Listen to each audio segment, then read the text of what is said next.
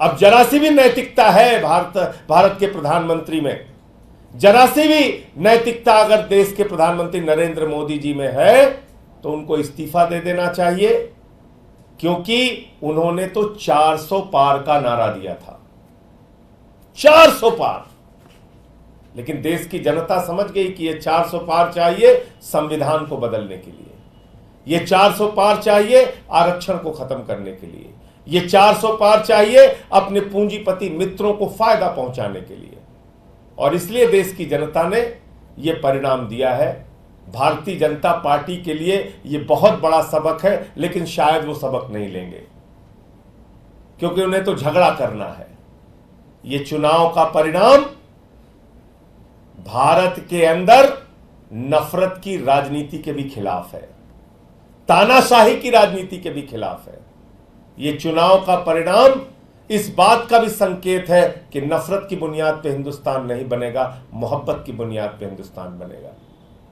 तो इसलिए मैं इस देश की महान जनता को बधाई देना चाहता हूं कि लोकतंत्र के इस महापर्व में आपने हिस्सा लिया और एग्जिट पोल के परिणाम को पूरी तरीके से आपने ध्वस्त किया और यह बताया कि हम लोकतंत्र के अंदर अपने मुद्दों के आधार पर वोट देंगे, पार्टियों का चयन करेंगे।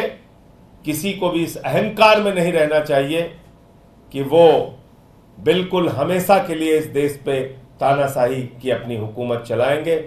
और वैसे भी प्रधानमंत्री जी ने जब से कहा कि उनका जन्म बायोलॉजिकल नहीं है, वो अवतार हैं, भगवान से भी बढ़कर अपने आप को मानने लगे।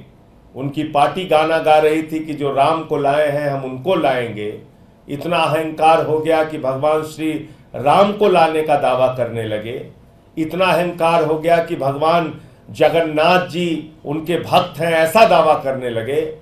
तो आज बजरंगबली का दिन है, मंगलवार का दिन है, और उनको एक संदेश, एक संकेत भगवान ने, प्रभु श्री राम ने, बजरंगबली जी ने, इस देश की जनता ने दिया है। उससे कितना सबक लेते हैं नहीं मालूम, लेकिन वास्तव में ये भारत के लोकतंत्र की महान जनता है जो ये बताने के लिए मैदान में आई कि आप इस देश में तानाशाही की हुकूमत नहीं चला सकते।